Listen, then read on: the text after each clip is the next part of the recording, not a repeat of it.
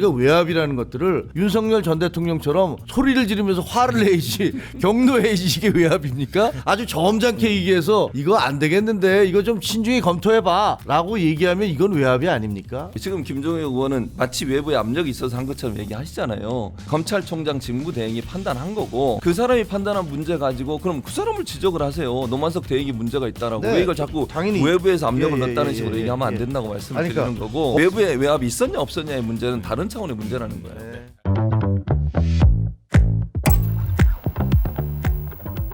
남욱 변호사가 뭐 강남에 있는 토지 500억 원을 내놨다. 원래 대장동 수익으로 한 300억 정도에 샀는데 이걸 500억 정도 내놨다. 그래서 이제 검찰이 항소를 포기하면서 이제 추징 보전을 할 수 있는 근거가 없어졌고 그래서 남욱이 묶여있던 내 재산을 풀어달라. 나 이거 팔 거야. 뭐 이제 이렇게 이런 내용이 보도가 되면서 또 이제 엄청 논란이 되고 있어요. 근데 이제 또 민주당에서는 이게 재판부가 그런 몰수 보전을 해제하는 걸 받아들일 리가 없다. 뭐 이제 이렇게 단언을 하고 있는 상황인데 이제 이게 뭐 다만 이게 과연 검찰이 항소를 안 했기 때문에 그거에 대한 권리를 주장할 수 없는 상황에서 이게 또 몰수 보전이 해제가 안 될 수도 있다는 바람과는 또 다른 결과가 나올 수 있다는 분석도 있고요. 어떻게 보십니까, 교수님? 그 저는 그거는 이제 재판부에서 판단할 문제겠죠. 근데 저는 몰수 보전을 유지할 거라고 개인적으로는 생각을 해요. 그러나 뭐 제가 뭐 예측할 수 없는 거니까. 네.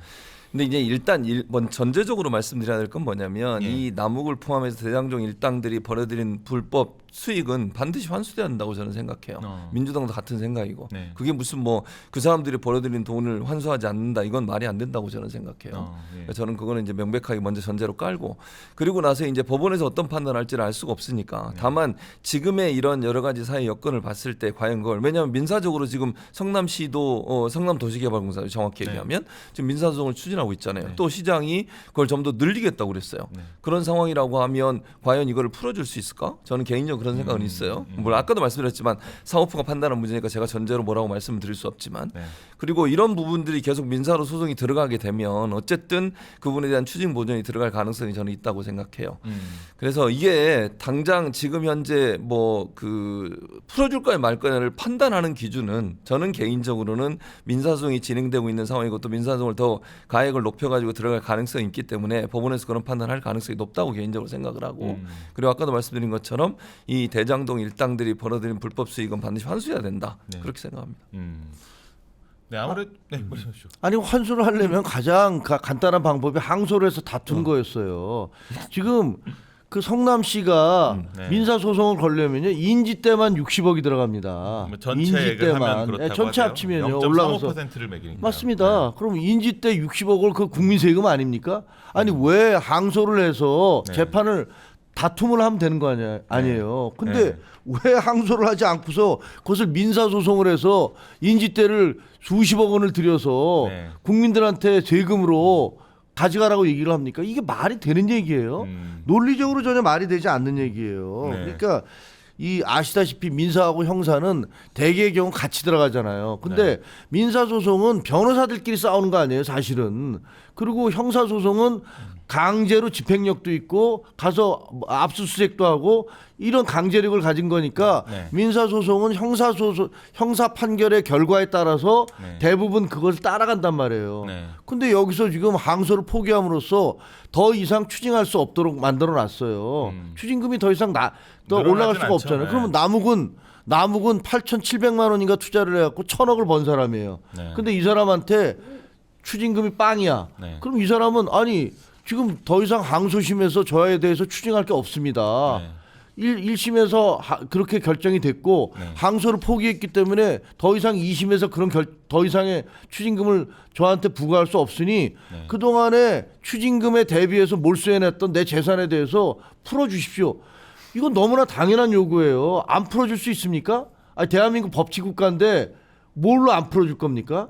그리고 뭐 계속 민주당 분들이 그래요. 안 풀어줄 거라고. 그걸 누가 결정을 합니까? 법에 따르면 풀어줘야 되는데 왜 안 풀어줍니까? 그것도 웃기는 거예요, 그거는. 그러면 그 사람은 저 대장동 범인이니까 이 사람들 돈 환수해야 되니까 안 풀어주겠다라고 하는 것도 그것도 법에 어긋나는 거잖아요. 원래대로 하자면. 아니 그런 앞뒤 안 맞는 얘기를 합니까? 항소를 해서 그냥 그 다투면 되는 건데 그거는 포기해놓고 민사 소송을 해서 그 국민들 세금 수십억 들어가라고 얘기를 하고 그 다음에 지금 추징 몰수돼 있는 것도 이거 얘네들 환수해야 되니까 풀어주지 말라고 요구하는 이런 말도 안 되는 그런 어거지를 계속 쓰고 있는 거예요. 그러니까 이런 거 토론하자니까 본인들도 아니까 이런 부분들에 대해서 아 이거 말이 안 된다 싶으니까 토론하자고 그렇게 국민들 앞에서 대국민 뻥을 쳐놓고 그 다음에 발 빼고 있는 거다. 저는 그렇게 봅니다. 말이 너무 지나치신데. 아 그래요? 첫째, 아니 아, 죄송합니다. 항소 예를 들어서 풀어주고 안 풀어주고는 재판부가 판단한 문제라는 그렇죠. 말씀을 네, 드리고요. 그렇죠. 일단 형사법에서 항소를 안 한 부분 가지고 지금 계속 문제를 제기하는 거잖아요. 첫 번째 가장 큰 문제는 뭐냐면 검찰이 왜 1심에서 이거 증명 못한 거예요. 사법부가 판단을 할 때 예. 검찰이 뭐 예를 들면 검찰 자기들은 7,800억이라고 그러잖아요. 네. 증명했으면 추징했겠죠. 네. 검찰이 증명했어요 제대로? 못했으니까 추징 못한 거 아니에요? 음. 왜 1심에 제대로 수사 안 한 거예요? 만약에 검찰이 주장하는 것은 7,800억이 맞다고 하면 네. 그게 정말 잘못된 수익이고 그 계산이 맞기 때문에 반드시 추징해야 한다고 주장을 했었겠죠. 네. 안 받아들였잖아요 사법부가. 사법부가 볼 때 제대로 이게 수사가 안 된 거 아니에요. 네. 계산이 안 된다는 거 아니에요. 이게 정말로 정확하게 손해액이 7,800억인지 배임인지 아닌지 이게 판단이 안 되기 때문에 그건 추징을 못한 거 아니에요. 그래서 400 몇 억을 추징한 거잖아요. 1차적 잘못은 검찰한테 있는 거예요. 수사 똑바로 해야죠. 왜 수사 똑바로 안 한 거예요? 제대로 수사해서 그거 증명이 내야지. 항소하면 그러면 안 된 거 2차에 가면 항소하면 될 거라는 보장이 있어요? 모르겠지 그거는. 뭐 될 수도 있고 안 될 수도 있겠죠. 형사적으로 볼 때는 기본적으로 범죄를 범한 사람들에게 처벌하는 게 기본적인 목적이에요. 그리고 민사소송을 하는 이유는 이게 만약에 추징이 되면 정부로 들어가요. 국고로. 네. 그러면 손해는 누가 봤어요? 성남도시개발공사가 봤잖아요. 그렇죠. 성남도시개발공사가 추징을 해야 돼요. 그거를 민사로 소송을 해서. 그렇죠. 그런 절차를 민사를 통해서 하는 거예요. 또 하나 형사에서 하는 게 민사에 반대로 간다. 그런 논리는 없어요. 대체적으로 그 경향이 있지만 형사에서 만약에 추징이 안 되더라도 민사에 추징되는 경우도 많아요. 재판을 많아요? 통해서 있어요. 아니, 예를 들면 있어요, 많아요? 있어요. 근데 많다고 적다고 문제가 아니고 예를 들면 지금 말씀하신 많으면 하고 적으면 안 하고 이건 아니라고 봐요. 아니 예를 들어서 네, 민사로 해서 제가 정확한 숫자가 없기 때문에 제가 뭐라고 말씀 못 드리겠지만 형사로 해서 예를 들어서 추징이 안 된 게 민사로 안 되는 경우가 반드시 그런 경우는 없어요.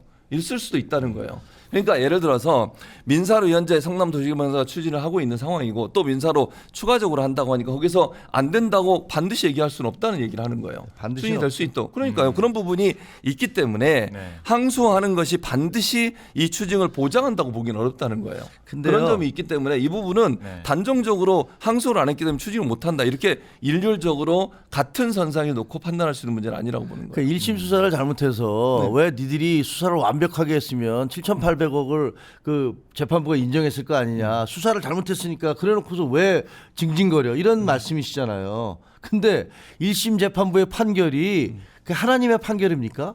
아니 1심 판결이 얼마든지 잘못될 수가 있어요. 재판부가 신이 아니에요. 그래서 우리는 3심제를 두고 있는 겁니다. 그래서 1심 재판부가 그렇게 봤지만 검찰에서는 그 말이 안 됩니다라고 얘기하면서 예를 들면 이해충돌 방지법이라든가 뇌물죄 그리고 이것들을 배임도 일반 배임죄를 적용했으니까 이건 잘못됐습니다라고 따지고 있는 거 아닙니까? 그러니까 2심에 가서 다 다퉈 봅시다라고 얘기하는 거예요. 지금 얘기하시는 건 1심 재판부의 판결이 완전히 무슨 완벽하고 그리고 그것이 절대 선이다라는 것처럼 얘기하시니까 그렇지 않습니다. 선거법과 관련해서도 이재명 대통령 후보도 그때 당시에 1심에서 유죄 판결을 받았어요. 그러다 항소했지 않습니까? 아니 항소해서 무죄 받았어요. 고법에서. 아니 그럼 이재명 대통령이 왜 항소했습니까? 항소 안 해야 되죠. 그러면 이런 식으로 우리 3심제의 어떤 기본 원칙이라는 것들은 1심 재판부도 틀릴 수 있고 2심 재판부도 틀릴 수 있고 그러니까 적어도 3번까지 이것들 정밀하게 검토를 해봐서 억울한 피해를 없애고 그다음에 범죄자들을 처벌하자라는 게 그게 헌법 정신이잖아요. 근데 1심에서 수사를 니들이 잘못해서 재판부가 7,800억 다 인정 안 해줬으니까 니들은 항소할 자격이 없다라고 얘기할 수는 없는 거죠. 아니, 항소할 자격이 없다는 게 아니고 그걸 판단은 검찰이 하는 거예요. 예를 들면 하려고 했잖아요. 그래서 아니 그러니까 그거는 검찰의 대검에서 최종적 결정을 안 한 거잖아요. 항소를 안 하기로. 그 항소를 안 하기로 결정을 한 거잖아요. 거기에 압력을 가했다는 아니, 게 그 압력을 우리의 가했다는 입장이죠. 그건 이제 본인의 입장이시고 그건 이제 저는 동의하지 않는 거니까. 네, 그건 네. 이제 김종혁 의원께서는 그렇게 주장을 하시지만 증거도 없는 상황이고 뭐 의견을 전달하는 걸로 끝났지 압력을 가하지 않았다는 거잖아요. 네. 그러니까 말씀하신 것처럼 1심, 2심, 3심이 있어서 갈 수도 있고 안 갈 수도 있는 건 재판을 담당하는 변호사든 예를 들면 검찰이든 본인들이 판단을 하는 거예요. 이게 2심 가서 승소할 가능성이 있다면 하겠죠. 근데 만약에 이걸 2심으로 가도 똑같은 결과가 나온다고 하면 할 이유가 없는 거 아니겠어요? 그럼 그거는 검찰이 수사기관이 전적으로 판단을 문제라는 생각이 든다는 거예요. 그러니까 김종인 의원 말씀처럼 가서 뭐 바뀔 수도 있고 안 바뀔 수도 있겠죠. 그러나 그 판단 자체가 검찰이 스스로 해서 판단을 내린 거라고 하면 그 자체가 잘못됐다고 이해할 수는 없다는 거예요. 그리고 그게 이제 형사로 끝났다고 해서 민사가 있는 이유는 형사로 끝나서 잘못된 부분이 있다 민사로 또 보존받을 수 있는 방법으로 민사 재판이 있는 거니까 거기서 다툴 수 있는 문제라고 보는 거죠. 네, 맞아요. 근데 이게 핵심은 그거죠. 이게 검찰 스스로 판단한 게 아니다라는 게 지금 핵심이잖아요. 왜냐하면 그날 그 검찰총장은 5시까지 퇴근하기 직전까지 당연히 이거야 항소지라고 생각을 하고 있었고 8시 이후에 갑자기 바뀐 거 아닙니까? 그래서 수사관들하고 검사가 그 법원에 가서 항소장 내려고 하는데 야 잠깐 기다려. 8시부터 기다리고 있었던 거예요.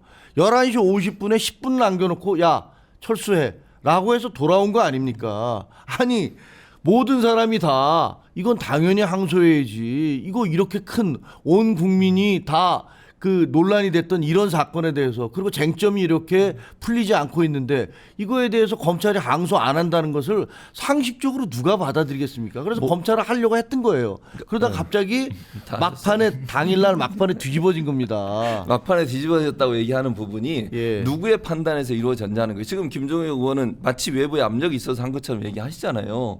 대검 지금 누구야 검찰총장 직무대행이 판단한 거고 네. 그 사람이 판단한 문제 가지고 그럼 그 사람을 지적을 하세요. 노만석 대행이 문제가 있다라고 네, 왜 이걸 자꾸 당연히. 외부에서 압력을 넣었다는 예, 식으로 예, 얘기하면 안 예. 된다고 말씀을 아니, 드리는 그러니까 거고. 법무부 차관과 세 차례에 걸쳐서 통화를 했고 법무부 차관 예를 들어서 이게 노만석 그 총장 대행 얘기했잖아요. 세 차례를 얘기를 하는데 통화는 한 번입니다. 자, 세 가지 안에 대해서 세 가지 안에 대해서 얘기를 했는데 그러니까. 세 가지 안 모두가 다 포기하라는 거더라. 아니 자 보세요. 포기하라는 거라고 얘기했다는 게 일부 의견은 나왔지만 또 다중에는 인정을 안 했어요. 그러니까 첫째는 뭐냐면 의견은 전달할 수 있어요. 예를 들면 신중하게 검토하세요 이 말을 했다고 하면 그게 압력으로 느껴질 수 없다고 저는 봐요. 뭐 본인은 느낄 수 있게 그러면 본인이 그렇다고 해서 안 한 것도 저는 문제라고 생각해. 만약에 본인이 하려고 하면 했어요. 맞아요. 만약에 외부에서 만약에 그런 얘기가 신중하게 하세요 하더라도 본인이 판단할 때 신중하게 생각해봤더니 해야 되는 거다. 그럼 하는 거잖아요. 예, 예. 그건 최종 결정은 맞아요. 그 사람이 하는 거예요. 그 맞아요. 대행이.